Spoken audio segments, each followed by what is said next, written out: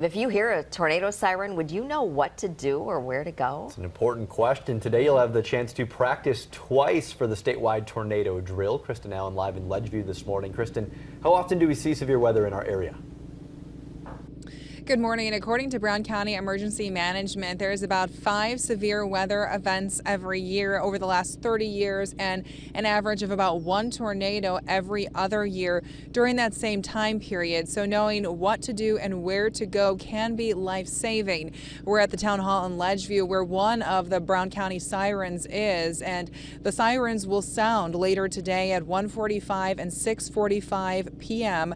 That gives you a chance to practice twice, perhaps once at work and for the kids at school, and then again in the evening when everyone is home to practice the routine there.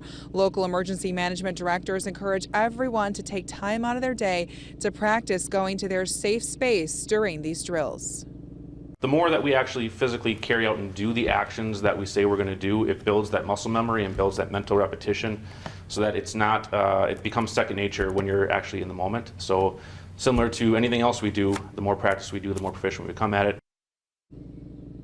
And this is part of Severe Weather Awareness Week, and so during this time you're also encouraged to maybe make an emergency kit to have during something like a tornado in case there is a widespread power outage, or maybe you can't get out of your home because of downed trees or downed power lines. So in that kit you could put things like non-perishable food items, water, batteries, and charged portable cell phone chargers. Reporting live in Ledgeview, Kristen Allen, Action 2 News.